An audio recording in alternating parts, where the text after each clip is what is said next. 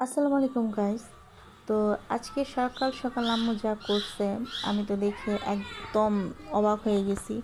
তো সকাল আম্মু ফ্রিজ খুলে দেখে মুরগি নেই। তো আমি বলতেছিলাম যে ফ্রিজে মুরগি আছে, মুরগি নামাও, সাউদা তো মুরগি ছাড়া খাবে না। তো আম্মু বলতেছে মুরগি তো নেই। পরে আমি বললাম তাহলে তো কি করব, এখন তো আমার যাওয়ার সময় নেই, আমি তো স্কুলে যেতে হবে। তো আম্মু বলতেছে যে আমাকে টাকা দাও, আমি নিয়ে আসি। পরে বলতেছে আমার শরীরটা ভালো, আমি যেতে পারবো। তো আমার কাছে মনে হয় টাকা ছিল, সেটা আমি জানতাম না। তো আমাকে শুধু আমি মুরগির টাকাই দিয়েছিলাম। তো আমার সকালবেলায় বাজারে যেয়ে আলু, পেঁয়াজ, মশলা, ডাল, আরও অনেক কিছু নিয়ে আসছিলো, আটা, চালতা, লেবু, কাঁচামরিচ আর কি সবই নিয়ে আসছিলো। আসলে এগুলো সবই ছিল ঘরে, তারপরে নিয়ে আসছে। তো আমি তো দেখি একটু ভয় পেয়ে গেছিলাম। এমনি আমার আম্মুর হাতে সমস্যা, আম্মুর ছাদ থেকে পড়ে হাত ভেঙে গেছিলো বৃষ্টির সময়।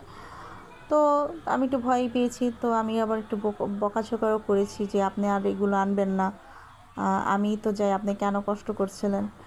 তো আম্মু এগুলো আনলো। তো বলতেছে আমি অনেক দিন হয়েছে আমি বাজার দেখি না, বাজারে যাই না, তো তোমার অনেক কষ্ট হয়। তো আম্মু সব কিছু নিয়ে আসছিলো। এখানে আম্মু বলতেছে চালতা দিয়ে ডাল রান্না করতে। তো আমি এখানে চালতা দিয়ে ডাল রান্না করেছি। এখন আমি একটু পেঁয়াজ দিয়ে রসুন দিয়ে ডালটা বাগার করব। তো বাদামি রং এসে গেলে তো আমি ডালের মধ্যে দিয়ে দিব। তো বাদামি রং করে ভেজে আমি ডালের মধ্যে দিয়ে দিলাম।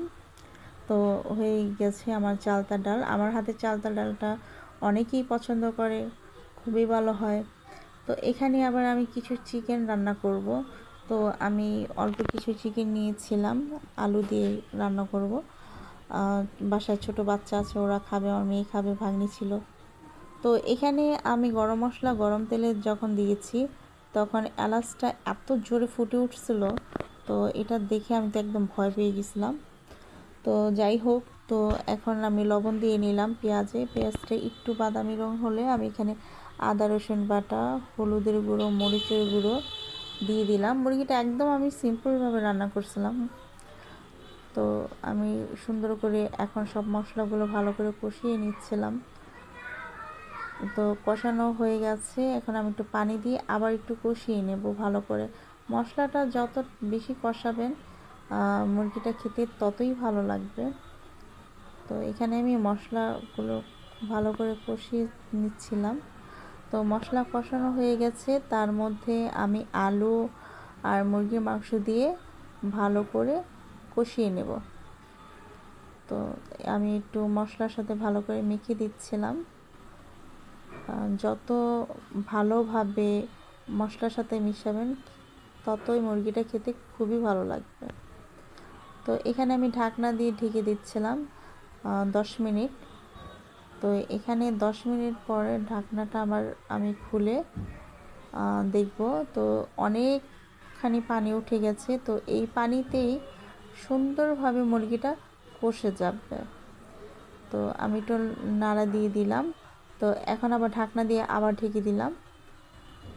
তো এখন আবার একটু আমি নাড়া দিয়ে দিব, আর এখন একটু ভালো করে কষাবো। প্রায় মুরগিটা কষে আসছিল। তো এই যে এখানে একদম তেল উঠে গেছে। এখন আমি একটু পানি দিয়ে ভালোভাবে মুরগিটাকে রান্না করে দেব। এই তো আমি এখন পানি দিয়ে দিচ্ছিলাম। তো পানি দিয়ে এই তো আমি ঢাকনা দিয়ে ঢেকে দিলাম। তো আর 10 মিনিট আমি সুন্দর করে জাল করব।